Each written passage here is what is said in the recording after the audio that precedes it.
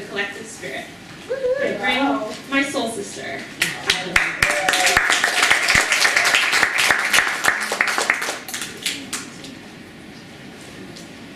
Next, your frog. Keep that on, keep that on. Oh. Yes. Yes. Yes. Yes.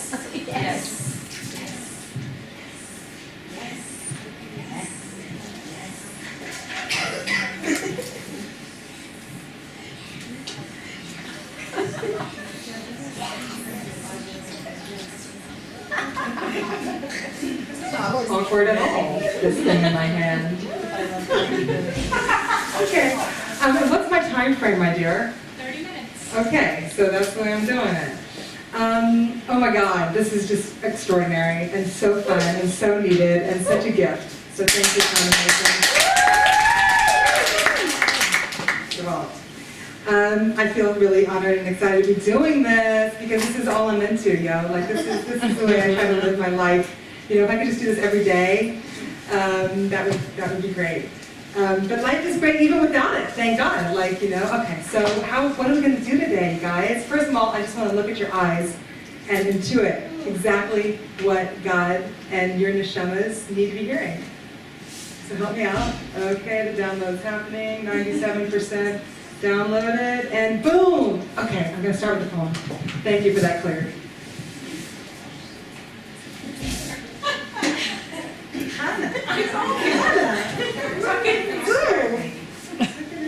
Something, please. I have,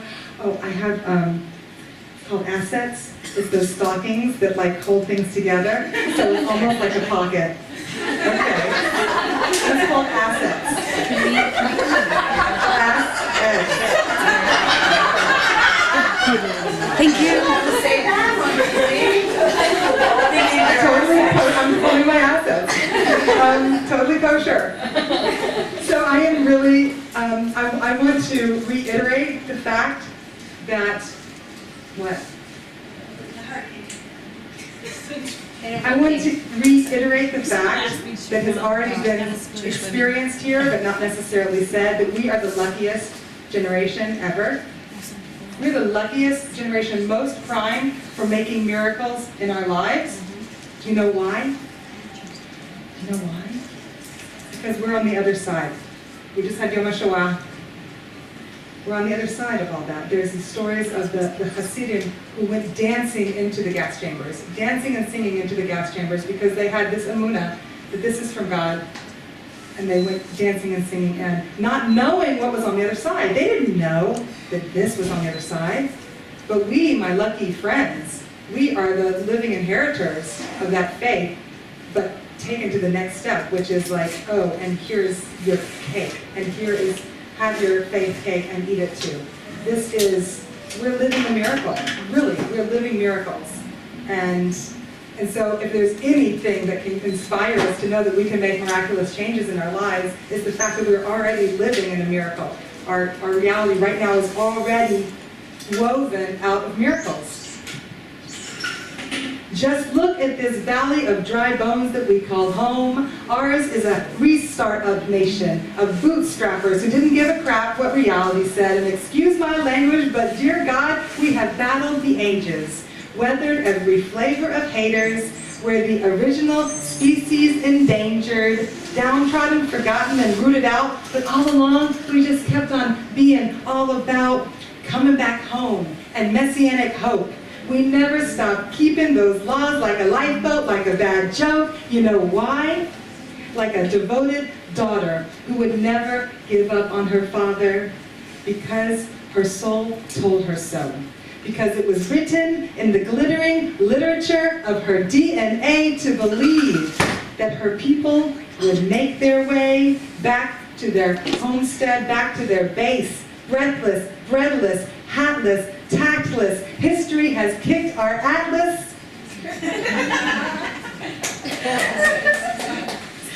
History has kicked our assets. But we're here at last, just the way we asked, with bated breath for countless millions worth of prayers over 2,000 years. We're here because we believed we would be, because our prophets had visions and we were willing to bet our very children on them, willing to give every stitch of cloth from our backs just to make it back and look just like that. We're back.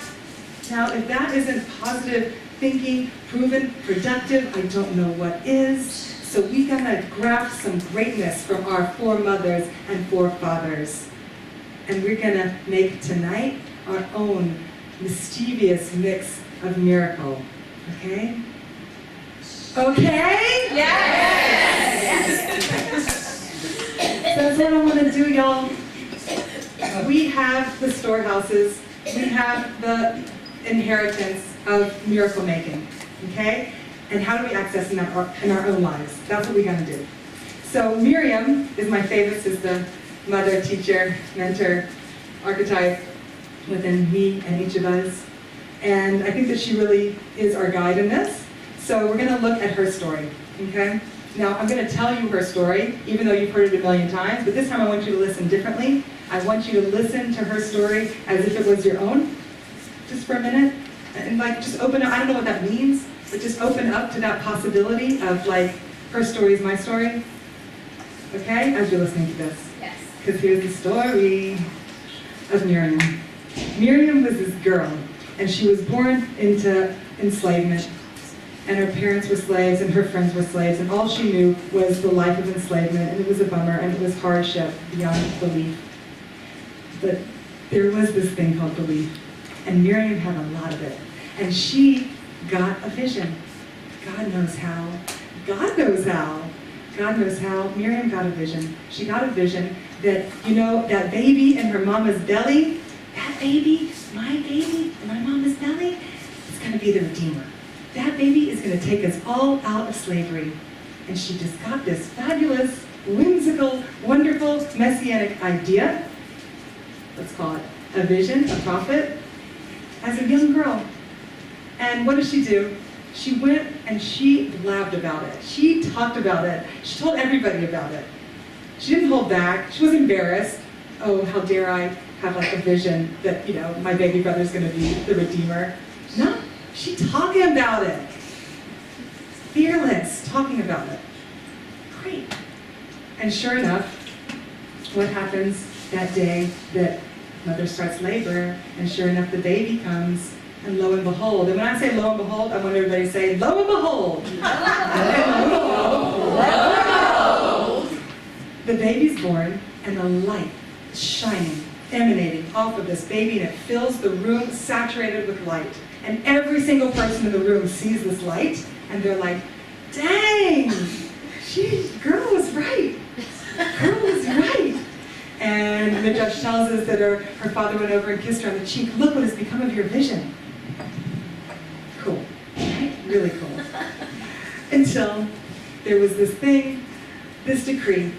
And the decree was from Pharaoh, and the decree said, throw all the baby boys into the river. Sure death. Ouch. And her father, the Midrash tells us, this time went over to her, and instead of kissing her cheek, he slapped her face. And he said, look at what has become of your vision. But she didn't give up. She didn't give up on her vision.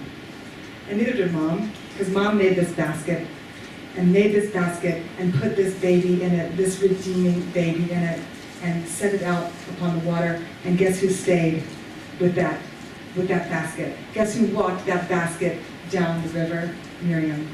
She still, even when the decree said X, and even when the facts on the ground were the basket and the baby and the water, she still stood at the banks of the river and was like, I know my visions. This is happening. And she escorted that vision down that treacherous river, and lo and behold, wow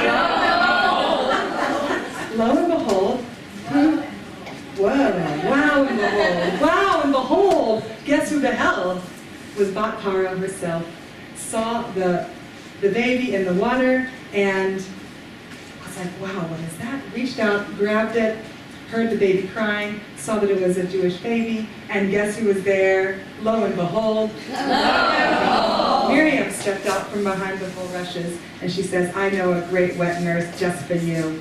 And she takes the baby, they raise the baby, bring it back to the palace, and the rest is herstory. Okay? Herstory. So, and we know then where the rest of the story goes, and we know it culminates in Miriam and her women dancing at the sea in great celebration.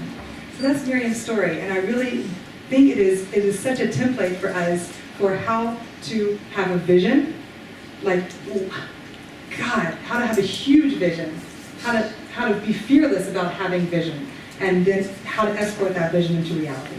Okay, so how does she do it? And this is where we're going to get involved. And I know everybody has been working, you've already been working on your issue tonight. Have you been working, I know that the last thing that we did was, I feel like we worked on an issue, right, with Chaya, like something that we wanted to overcome. Do you feel like you want to stick with that issue? Does everybody feel like you can like go deeper into that issue of this thing that you want to overcome? Raise your hand if you know what I'm talking about right now, okay? Do you feel like, okay, so I want you right now to think. You can use the vision that Chaya gave, you can use what you've already worked on, but I want you to think about something in your life right now that is enslaving you. Okay? Something that's enslaving you. And of course, hand in hand with this idea of enslavement is the vision of something grand that it births. Right? So it's like this wonderful yin yang. So raise your hand now if you're in touch with the enslavement issue that you really want to get the heck out of right now. Lo and behold, they raise their hand. Great, okay. Okay, you're in touch with it? So Miriam's was enslavement. I'm going to share with you, as we walk through this, my own story, because one of the things I really believe in terms of how to create miracles and how to create these changes in this mindset of the miraculous is that we have to talk about the miracles that we have experienced, and shamelessly and like ridiculously and like and with total humility and loud humility. Okay, so I'm going to tell you about a miracle that happened in my life that so fits the bill of the Miriam step by step, and hopefully that can also help you to ground this in your own experience, okay? So for me, about 2 years ago, I wanted to have a baby, but I was afraid of giving birth because I knew that labor, can be challenging and uncomfortable, right? And in fact, my previous births had been very challenging and uncomfortable. And so I was nervous about going into labor again. And I heard this thing about this thing called orgasmic birth. And I was like, really? Orgasmic birth? Really? Okay. My ancestors could get into that. Okay. That's what I would prefer over my uncomfortable labor that I had last time. And so I set my vision on, this time it's going to be an orgasmic birth. Raise your hand if you have heard of orgasmic birth. Before now? Yeah. Oh, great. Raise your hand if you've had an orgasmic birth. Okay. Raise your hand if you want to have an orgasmic birth. Okay, there we go. Great. Good choice. We're all women here, so I'm letting loose. Okay. So I said that's what I want. Okay, so that was my Miriam vision, number one. Miriam had the vision of the baby redeemer. I'm going to have a vision of orgasmic birth. Please take this moment to write out your vision, your ridiculous, absurd, fabulous, groundbreaking vision that you want to dream for your life right now. Go ahead and write it down.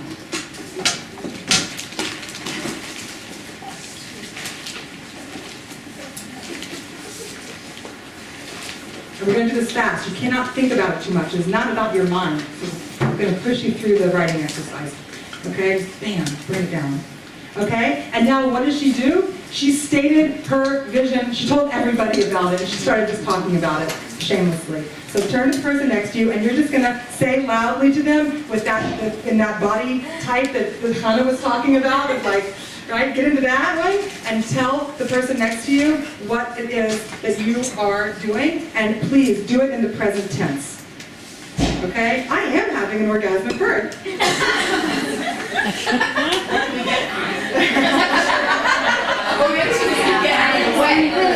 So please just take a minute. Praise God. Let the person next to you say it out loud.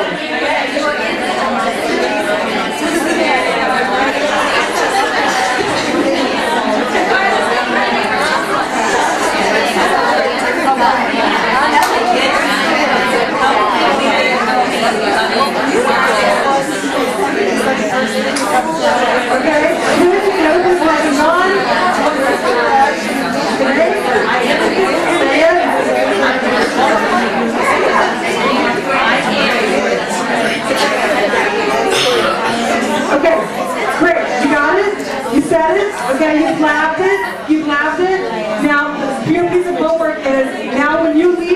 And tomorrow morning, I want you to talk to about this thing, about this vision, with at least 3 other people.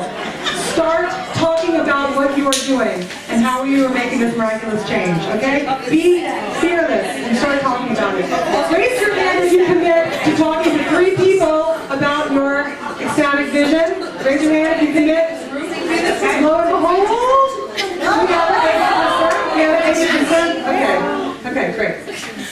Okay, that's number 1. State it, say it. I remember once upon a time, I wanted to write and do a one-woman show. And I was like, God, how am I going to do that? And so I contacted a bunch of people I know on the West Coast, and I said, I have this amazing one-woman show. You're going to freaking love it. And they said, okay, book us in. And I created these gigs on the West Coast, and I had not written a word of it myself. Not a word. Then you got to it. Not a word. And I get to it. I got to it. So I started talking about it. And a deadline is a lifeline.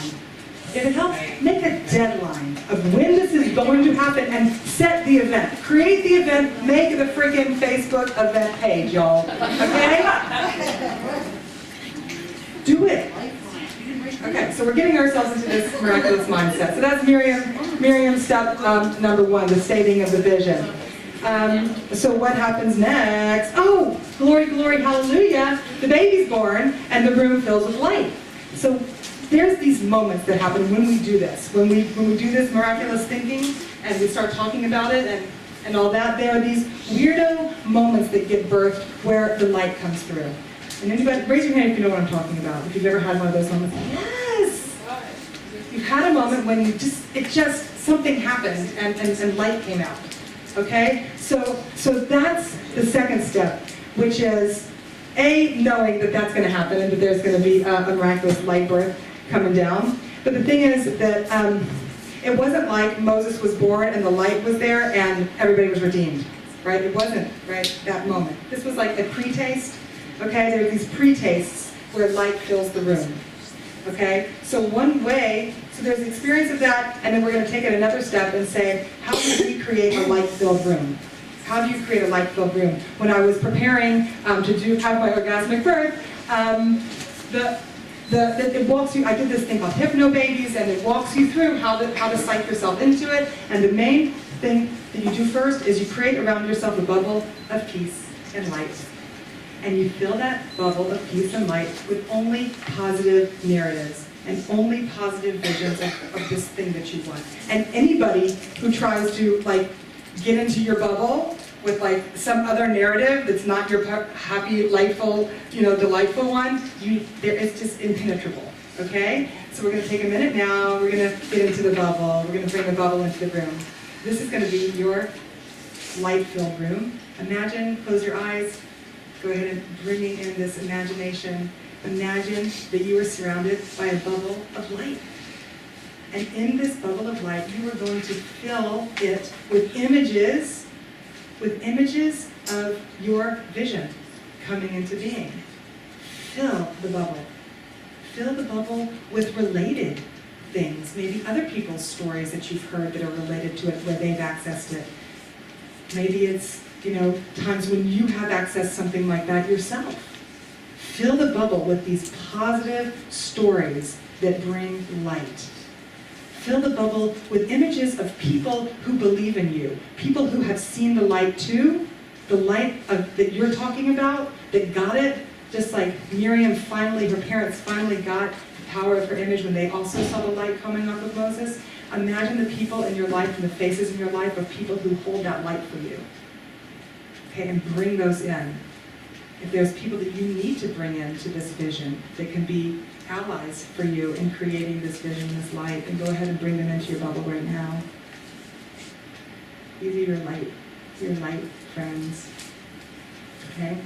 This is your bubble of light. This is your room filled with light.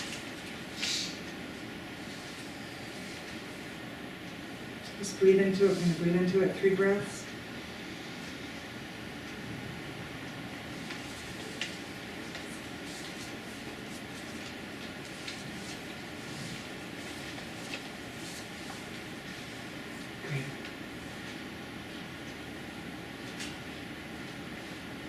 Now imagine that there's this, holding on to your bubble, imagine that there's this nasty decree that is the opposite, that is the anti-bubble, that is the anti-light for you, and there's somebody out there who's trying to pop your bubble and get this decree into your bubble. Can you imagine that this person is on the outside of it? Okay, think about if there's people that you need to keep on the outside of your bubble, this decree that comes through and the slap on the face that Miriam gets from their father. He's not allowed in the bubble. Miriam kept him out of the bubble. Let's keep those people out of the bubble. Okay? So it's defying the decree, step number 3. Defying the decree, keeping any narratives that do not fit in with your bubble out of the bubble. So if there's anything you need to take a note of right now about somebody who needs to be distanced, or a narrative, or a story, or a thought that needs to be distanced, go ahead and distance it. Defy the decree. Defy the decree. Okay. Next, my friends, is the basket. I'm going to put the baby of the vision in a basket. So what's the basket? So this is kind of complex, so you might want to open your eyes. This we're going to hook up to something that I use all the time in therapy that I'm really jazzed about. And it's a tool that's very big in the world these days. It's a tool, kind of like the brain physiology that Hannah was talking about. It's this idea that's been scientifically proven that we have brain chains. We have positive brain chains and we have negative brain chains. And we have certain neurological patterns that our brains go into automatically.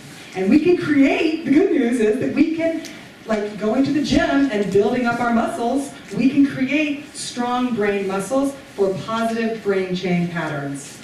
Okay? And they have found this way to do it is by stimulating the brain hemispheres in a ping-pong manner. Just like when we go to sleep at night, we do REM sleep, where our eyes go back and forth, ding dong, right? So that is our brain's way of exercising, chewing, processing, and building its muscles. Okay? So they have found that doing exercises of stimulating our brain hemispheres creates brain muscle processing. And if there's any scientists listening to this, you hate me right now. Sorry. But I don't care, because it works.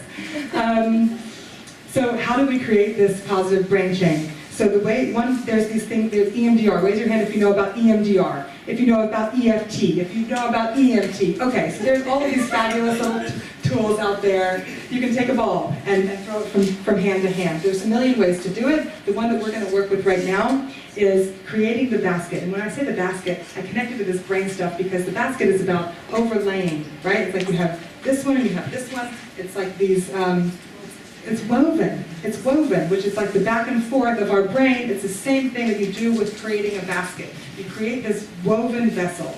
Okay, so the exercise that we're going to do right now, and again, it's just another exercise that's building us to be miracle thinkers. Okay, so the way that we do it is by tapping. And when we tap on our body, it stimulates our brain. So tap on the side of our body, it stimulates our hemispheres. Okay? Great. And so we could also do it with moving our eyes, like go ahead and close your eyes as you're tapping. And as you keep on tapping, I want you to bring in that image of yourself in this ideal state. Okay? I'm going to invite you to actually stop the tapping for a minute. We're going to do it a little bit differently so you can do it at home a little bit easier. Okay? I want you to take this home and use it. So, like for me, when I was needing to prepare for this orgasmic birth, every day I had to do my disciplined weaving of my basket of my meditations. And every day I self-hypnotized myself into the belief that I would have an orgasmic birth. Okay, so this is an exercise that you can take home with you and do, and please do it every day. If you really want to make this thing happen, you have to do it every day. It's like exercise. You have to do it every day. So this is a very easy 2-minute exercise you can do every day to create this healthy brainwave. Okay, so we're going to bring in a vision, and then I'm going to tell you to tap it out, and I'm going to count for 6. And then we'll just do it for 6, and then I'll take you step by step, okay? So go ahead and closing your eyes again, and imagining a visual of yourself in this ideal vision state. Okay, see what you're wearing, see where you're located, see the colors, see the vision in great detail and in great vibrancy. Okay? And go ahead, with that vision in mind, go ahead and tap it out for 6. 1, 2, 3, 4, 5, 6. Stop. Breathe it in. Hold in your mind the visual. And now we're going to add a sound. We're going to add the audio. Imagine a sound that also is connected with this vision of yours. Okay, grab that sound. Don't think about it too much. Have the visual, the sound, and tap it out for 6. 1, 2, 3, 4, 5, 6. Breathe it in. Going back to the visual, going back to the audio, and now adding in the nose, adding in the smell. What is a smell that is connected with this state for you? Grab onto the smell, the first smell that comes to your mind. With all 3 in mind now, tap it out for 6. 1, 2, 3, 4, 5, 6. Great. Breathing in. Again, imagining the visual, imagining the sound, imagining the smell. Now I want you to bring in a taste that is also connected to this ideal vision state of yours. Connect to a taste. Hold all 4 and tap. 1, 2, 3, 4, 5, 6. And breathe it in. We're almost done. Last one. Breathe it in. Last one, as we're doing this last one, just really imagine that you are the basket. We're bringing in all of these elements of our body, of our senses, because the basket is about this embodiment of our vision. It's bringing the vision into our bones. It's bringing the vision into all of our senses. It's experiencing the vision with all of our senses. Just like a basket is so tactile and sensual, and it carries us along. So bringing it down into the basket of this experience. Holding the visual, the sound, the smell, the taste, and now just the entire feel in your body. What does it feel like in your body in this vision state of yours? Get in touch with the feeling in your body and tap it out for 6. 1, 2, 3, 4, 5, 6. Great. That's your basket, my friends. That basket will, please God, float you down the river, the treacherous river. Okay? If you do it every day, please, as much as you can. But when you get triggered by your little Egypt enslavement, do this exercise. And it's just like a brain clear. Okay? So the next step, that was number 4. The next step is finally, we're at Bat Paro. This is a really cool step. Because Bat Paro, gosh darn it, she is related to Paro. Lo and behold. Lo and behold. This is weird, right? This thing that has been enslaving me actually has this derivative daughter that is really going to help me. That's cool, right? This thing that's enslaving me can actually really help me. So this is where we move out of just the zone of all this positive thinking. Positive thinking rocks. It's so crucial and necessary. And sometimes we need to look at the darkness and hold the darkness and love our way through the darkness as well. Okay, so the way that I like to view Miriam's work with bringing it to Bat Paro is this is when we go and we actually feel through and hold the emotional pain of the enslavement. Why am I doing the enslaved thing that I'm doing? So I'm going to take it to another example now for myself, which was I am addicted to chocolate. Okay, and chocolate chips. I walk into the pull it out of the fridge, and I pop these chocolate chips like pills. And I want to change that, and I'm going to have all my positive visuals around like me not eating chocolate and me being really thin, and I'm visualizing that. And there is also a place where I need to go in and look at what's up with my eating addiction, yo? Like, what is up with my overeating? Why do I do that? There is definitely like a little crying baby in that basket who's calling out to me, saying, look at me. There's something wrong here. Don't just positive think the heck out of me. Look at me. I'm feeling something. Like, also hold this, please. Okay, so this is the paro place. It's like it involves some of the pain, and it goes into Paro's palace. But it does it because there is enormous energy and gifts and wisdom that we get when we know where our triggers and our breakings and our pain and our woundings come from. We cannot not do that work in our quest for miraculous, friends. You know, it would be nice if we could just positively think our way, but we also need to hold and do that emotional work of holding our pain. Because what does Paro do? She hears the crying, she cares, and it says that she has rachamim, she has compassion on this baby. And it's that place of compassion that we need to access.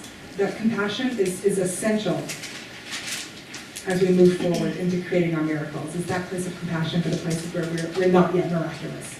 Okay? So right now, just go ahead and think about, why have I been doing this enslaved behavior? Why have I been doing it? What do I get from it? So for me, when I was grabbing those chocolate chips, I do it because it feels fun. And sometimes my life feels boring and insignificant, and I feel small. I feel small, and so for me, eating chocolate is like this big fun thing that I do that makes my life exciting and significant. That I found inside of me was this little girl who felt really bored and sad and small and insignificant, and her parents didn't want to hang out with her because she was just small. And I had compassion for her. Oh, I get why you're doing this whole eating chocolate thing, because you want to feel significant. Oh, I get it. Wow. And having rachamim for ourselves in the places where we're doing this enslaved action.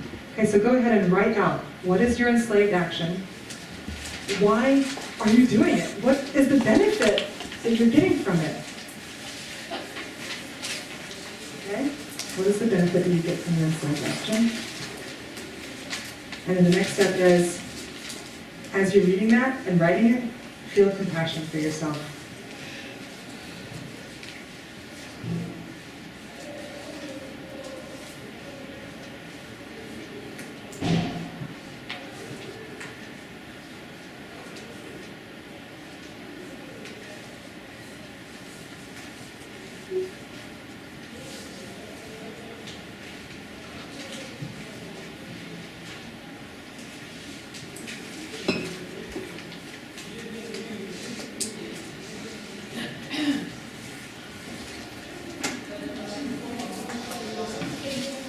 Sometimes quick answers are all we need.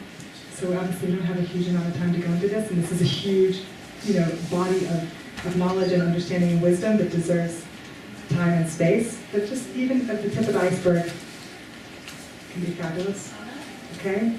And it's something to work with, for yourselves. So having that compassion for ourselves is crucial as we're moving towards the miracle. And luckily, Paro takes in the baby Moshe, and the rest, is this kind of long, the story then moves out of Miriam's zone for the most part and into Moshe's zone.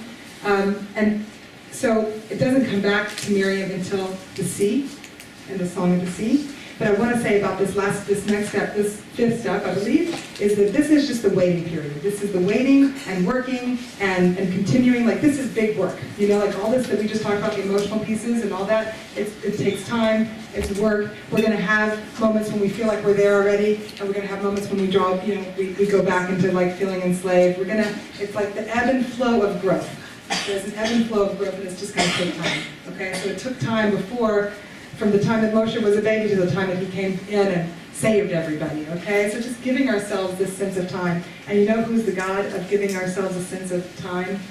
Is the God, when Moshe was at the burning bush and he said, who should I say sent me? And God says, tell them that Ekyeh Asher Ekyeh sent you. And of course, who is Ekyeh Asher Ekyeh? In the words of Popeye the Sailor Man, I am what I am. which I usually think is like this stupid mistranslation, but actually there's something to it, says the Arizal, that Ekia, Asher Ekia, is the I am what I will be. I am what I will be. Okay? It's this place of knowing myself for who I am now, and also holding a vision of who I will be. So it's this funny place of being both. And it takes time, knowing that my becoming this miraculous self is a process and it takes time, and that that's God's plan, that's God's name for that time period when we're waiting and working and doing our work as the miracles are gestating and coming into their fullness. Just continuing to ground in that name. Ekia, Asher Ekia. Okay. And finally, of course, the big story happens, the plagues, the wonders, the miracles, and we're brought out, and the sea splits. And this change will happen in your life. For me, I finally the contractions started, and instead of them being these scary, horrific things, it was energy. It was pure energy that I took and I harnessed it for ecstasy. And it was the same as the Bakaro piece of like, there's somehow like you can take that thing you're so scared of, it has enormous energy, that fear has enormous energy. And that action that's so scary has enormous energy to use and harness. So thank God it happened, I think through just talking myself into it and listening to these CDs, that I went into an ecstatic state. I was ecstatic for 2 hours. 2 hours, my entire time of going to 10 centimeters was in orgasmic ecstasy. And I don't know about you, but my orgasms don't usually last for 2 hours. 2 hours, lo and the freaking hole. 2 hours, y'all. It was like a miracle. It was a miracle. It was a miracle. Something that transcended what I understood to be the body's way, you know? And it happened. So add that into your bubble. Like, these things happen. Anything can happen. If that can happen, anything can happen. So that was my breakthrough. Like, wow, this is a miracle actually happened here. And then what happens next, and finally, is that Miriam and her women, she sings, she dances, she plays music, she just gets freaking creative as all get out. She just goes crazy creative and asks all of her women friends to do it with her, and they all get together and they sing and dance and play music. It was a party. It was this party, you know? And that the final step is getting creative and expressive about the miracles that you have experienced, and expressing them loud and boisterous and ridiculous and fearless, which is what we're doing here. And if we had time, we would each get up and do like a creative, okay, we're all just gonna do it right now. Hannah keeps on making us stand up, so we're gonna stand up one last time, and I want you to just do like some sort of a expressive act. It could be a jump or like a sound or a word that somehow encapsulates the miracle that you have already beheld, that you have already done, okay? Or you can do it seated. Just do it seated. Just do it seated. On the count of 3, we're all going to do it at the same time. We're just going to do some sort of expressive moment. 1, 2, 3. Hallelujah. Okay? So let me finish with a poem, with the last bit of this poem. This is the same poem, but this is the full poem. And it's based on this idea that if you knew you couldn't fail, what would you do? If you knew whatever you chose to do, you would do great and you would succeed in flying colors, what would you decide to do? Breaking news, and as I'm reading this again, please just take it in as yours. Take it in as your own truth, okay? Breaking news, you cannot fail. Embrace this truth and proceed without caution, please. Imagine that your fears and insecurities are but beasts that scour the Serengeti of your wildest dreams. They are the hard-hoofed herbivores by the 100,000s who have trampled your inner gardens. Those fears are free-roaming, free-floating agents of grief. Now imagine that they have all suddenly, stunningly become extinct. Whole herds never heard from again, and now know that this is not just in your imagination, but it is in fact not fiction. And did I mention it is written on every thought you think in inevitable and indelible ink? From here on out, your hard drive is only programmed for yeses and pluses. Download this divinely inspired antivirus and light the fire under your bridges to become the richest, flyest, highest shooting, tireless version of your very blessed self. Take the A out of beast and simply be your best, and you will manifest an embarrassment of dreams. Fear, F-E-A-R, is but false evidence appearing real. Now here's the deal. You will trade in all your ill-conceived worries for the pure gold confidence of royalty. For you are the daughter of the king. Harness your passion and you will manifest a manna feast.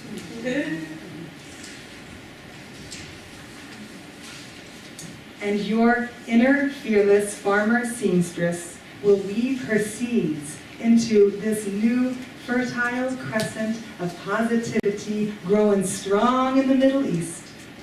All because you have agreed to drop that old drag of self-defeat. All because that is what is meant to be. And the ultimate redemption will be one syllable closer. It will shimmer inevitable and invincible from up your sleeve. You are the magi of imagination. Yours is the divine vision. It's a given. Defeat is not an option. Now dream. Proceed without caution.